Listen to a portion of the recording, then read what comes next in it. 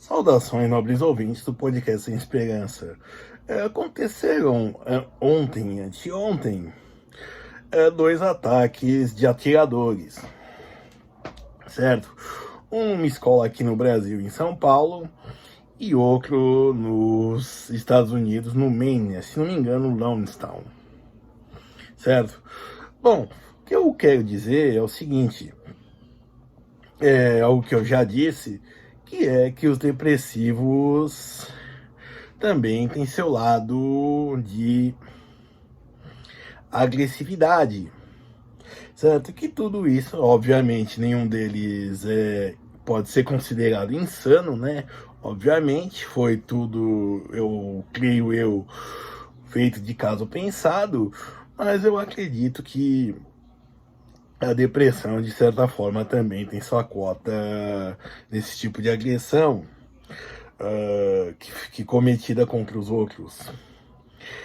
Certo, a gente pensa no depressivo como uma pessoa que é combalida, que fica mortificada nas coisas, sem energia, e em grande parte disso isso é verdade. Mas se você, por exemplo, tentar forçar mesmo a pessoa a sair do seu torpor, da sua mortificação, ela vai reagir, por exemplo, dizendo um desafogo, ou então, por exemplo, se ela estiver deitada, chutando e batendo na pessoa que está tentando tirar ela da cama. Certo? Então, e nos casos deles, nesses dois, também entra o caso. O atirador americano, ele já tinha problemas psiquiátricos, ficou um tempo internado, e eu via vozes e posso garantir que no seu prontuário devia ter algum quadro depressivo. Depois de 2 semanas, ele abriu fogo num shopping center, certo? Obviamente não foi um caso de um surto. Não, provavelmente teve método nisso. Provavelmente não, com certeza teve método nisso, certo? Digo isso porque, por exemplo, se ele se sentisse oprimido pelo exército, ele sairia abrindo fogo contra um quartel, isso num surto psicótico. Ou se ele tivesse feito com planejamento, ele invadiria o exército e atacaria, sei lá, alguns oficiais, por exemplo, antes de provavelmente ser abatido na repressão, certo? Então, nesse caso, é uma pessoa com problemas mentais, que provavelmente tem casos de...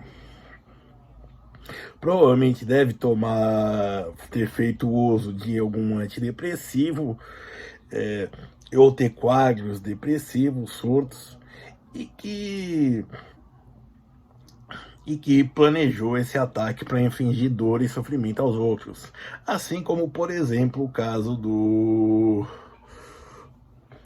nosso colega paulista. Ele, por exemplo, era uma pessoa que ia na liberdade, nas baladas, tentando se aparecer e normalmente puxando briga. Mas uma briga de um modo, digamos assim, passivo, certo? Ou seja, ele só apanhava. É como se ele quisesse se infligir dor, que ele quisesse se infligir dano a si, talvez. Bom, ele era um LG e afins, então ele queria causar dano a si. Talvez ele não gostasse da imagem que visse no espelho, certo? E no caso também, como eu disse, muda-se as agressões que ele queria sofrer, digamos assim, que ele sofria, ele partiu para outra pessoa. Por exemplo, disparando na nuca de uma moça, que nem colega de sala dele era, aleatoriamente, e abrindo fogo em outra turma que não era dele, certo? Então, assim, é o caso de que depressivos também são agressivos. A gente espera que, por exemplo, eles se inflijam danos, que, por exemplo, um atirador com depressivo use a arma contra si, mas no caso esses daí usaram contra os outros. E infelizmente houveram vítimas fatais, e no caso do americano podem haver vítimas maiores. Eu não estou dizendo que todo depressivo vai sair matando alguém. Também tem meus problemas, mas eu sei aonde o calo aperta, certo? E assim, não é só tristeza, é uma baixa de energia, baixa de vitalidade, mas também é uma certa forma de descontrole. Só que essas pessoas não estão insanas, certo? No sentido de que se você prender elas, der um prato de fezes, elas não irão comer, nenhum dos dois atiradores, nenhuma pessoa com depressão. E se você der uma nota de 100, 50, ela não vai rasgar, ela vai pôr no bolso, certo?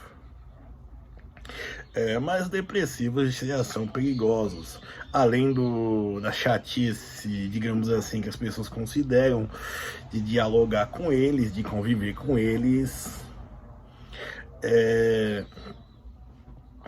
tem essa questão de viver com alguém que, de certa maneira, está centrado no foco do mundo e que um dia pode estar querendo apanhar e no outro pode querer bater, ou no caso, atirar. Obrigado.